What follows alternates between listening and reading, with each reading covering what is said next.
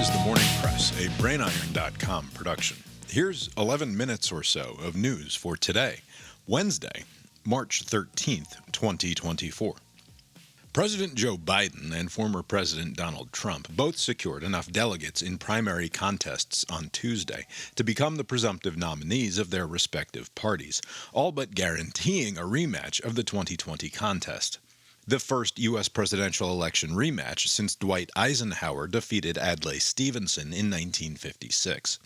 Both men cruised to easy victories in the 4 states that held primaries on Tuesday, including expected battleground state Georgia, where a newly released CBS News YouGov poll shows Trump with a slight 51-48 edge over Biden, with Republican respondents to the poll reporting more enthusiasm and motivation about the November election. Also in Georgia on Wednesday, the judge overseeing the 2020 election interference case against Trump dismissed, for insufficient detail of the charged crimes, 6 of the 41 counts brought by the Fulton County District Attorney against Trump and his co-defendants. A setback for the prosecution, but one that does not change the basic thrust of their efforts. That same judge has said he will rule by the end of this week as to whether or not Fulton County DA Fani Willis will be disqualified from the case for failing to disclose a romantic relationship she had with an attorney she hired to work on the prosecution. Elsewhere in political news, for now independent candidate for president Robert F. Kennedy Jr. has reportedly decided on a running mate and will disclose who he has chosen at some point in the next 2 weeks.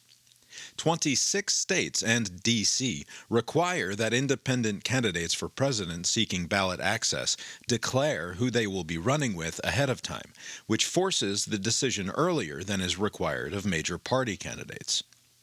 NFL quarterback Aaron Rodgers and former Minnesota governor and professional wrestler Jesse Ventura reportedly top Kennedy's list of potential vice presidents. He, or representatives from his campaign, have also spoken with former presidential candidate hopefuls Tulsi Gabbard, Andrew Yang, and Senator Rand Paul about the position, all of whom reportedly rejected the potential offer. Colorado Republican Congressman Ken Buck, who had already announced that he would not be seeking re-election, surprised many on Tuesday by announcing that he would resign his position next week. Buck, who had run afoul of his Republican colleagues for criticism of Donald Trump, was not permitted to ask questions at Tuesday's House Judiciary Committee hearing on Special Counsel Robert Hur's investigation into Joe Biden's handling of classified documents, and later told CNN that such a personal slight was representative of the way Congress had, quote, devolved into bickering and nonsense, end quote, in his 9 years on Capitol Hill. Buck's departure may also be seen as an attempt to make it less likely that fellow Colorado Republican Lauren Boebert will succeed him in his district. The sudden opening means that a committee of Colorado Republicans will choose a nominee for a special election that will take place the same day as the primary nomination contest for Buck's seat. This means that on June 25th, Colorado voters in the conservative 4th District will first choose between whichever Republican the committee selects and a Democrat, and then move down the ballot to vote in the primary, where that same Republican will be listed, along with Boebert and others. This is expected to redound to the great benefit of whoever the committee selects, which is not expected to be Boebert, because if Boebert were selected, she would have to resign her current seat immediately, creating yet another Republican vacancy and requiring yet another special election. Buck's departure will temporarily reduce the number of Republicans in the House to just 218, meaning that any absences make it all but impossible for Speaker Mike Johnson to govern without the help of Democrats. 2 competing discharge petitions, one each from Democrats and Republicans, went live on the House floor on Tuesday, both with the intention of circumventing House Speaker Mike Johnson into forcing a vote on foreign aid to Israel, Ukraine, and Taiwan. The Democrats' petition, if successful, would bring the $95 billion aid package that the Senate passed with 70 votes to the House floor, while the Republican effort from Pennsylvania Representative Brian Fitzpatrick is an attempt to get Fitzpatrick's own $66 billion aid package before the House. Democrats will be reluctant to sign on to Fitzpatrick's petition, given their hopes that the larger $95 billion package will gain the necessary 218 signatures, but will need significant Republican support for their own, as some of their more progressive members have signaled that the package's aid to Israel makes it a non-starter. Also in foreign aid news, the Pentagon will send Ukraine about $300 million worth of weapons and ammunition from its existing munitions stockpiles, a one-time shot of support for the Ukrainians, and the first announced since December, that Defense Department officials say represents the last of their ability to send support without congressional action. The Pentagon says that it is already $10 billion overdrawn in its capacity to buy replacement weapons for what it has sent to Ukraine, but has twice now, in 9 months, found money to use for supplemental aid despite congressional inaction. In briefer news, and updating a story from Monday, the House passed a bill to force TikTok parent company ByteDance to divest itself of the social media app or face a ban from U.S. app stores. The bill passed with wide bipartisan support, 352 to 65, and President Biden has said he would sign it if it made its way to his desk, though it faces an uncertain future in the Senate, where Democratic Majority Leader Chuck Schumer has not committed to bringing it to the floor, and other senators have vowed to fight it. A new Gallup report has found that American adults identifying as lesbian, gay, bisexual, transgender, or queer has reached an all-time high of 7.6%, including nearly 30% of women between the ages of 18 and 26, so-called Gen Z, who claim an LGBTQ identity.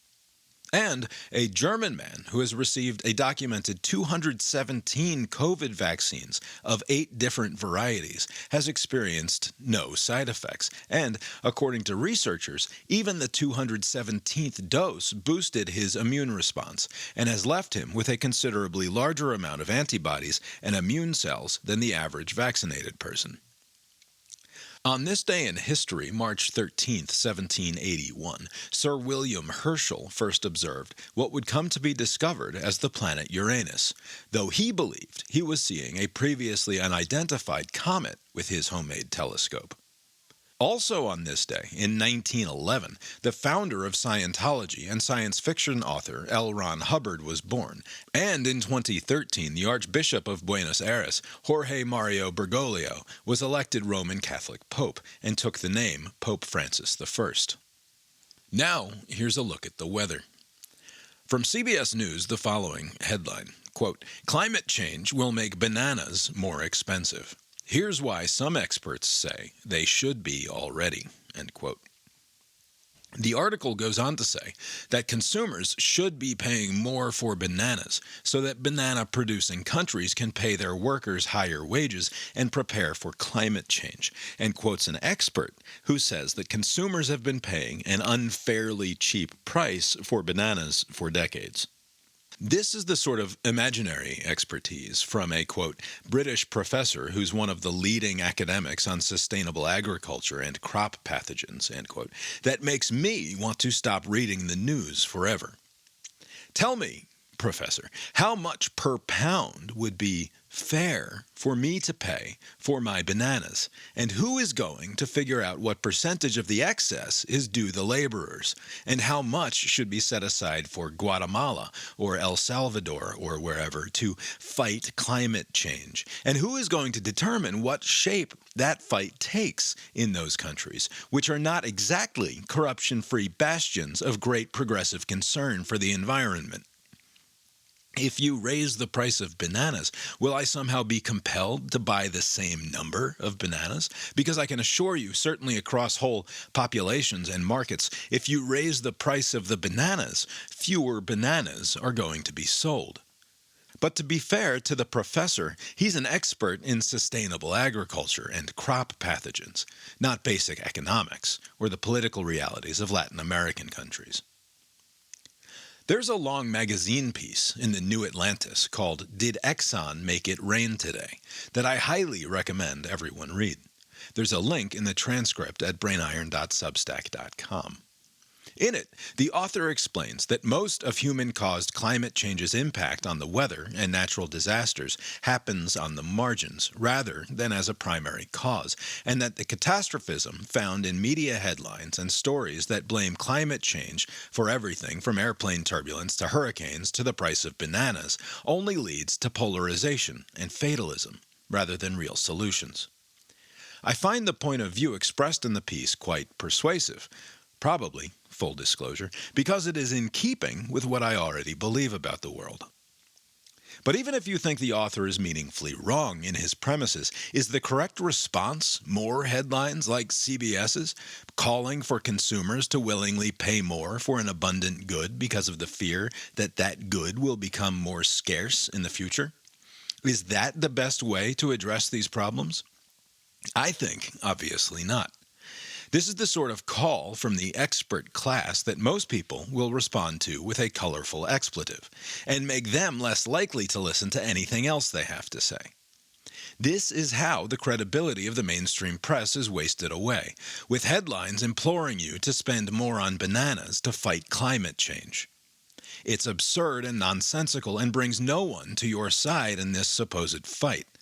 But it does, of course, generate culture war clicks, which is obviously far more important than addressing the very real issue of building a more sustainable future. For the bananas, and for all of us. That's the weather from here. How's it look out your window? The Morning Press is a production of the BrainIron.com multinational media empire. Please direct comments and complaints to brainironpodcast@gmail.com. For a transcript of today's episode and links to the stories referenced, find The Morning Press at brainiron.substack.com, where, if you would like to support this and the other podcasting and blogging endeavors of the brainiron.com media empire, you can also become a paying subscriber. If you can think of anyone else who might enjoy whatever it is we're up to around here, please consider sharing. Thanks, and barring the sudden onset of the inevitable, we'll talk to you tomorrow. The proceeding was created with 100% human content.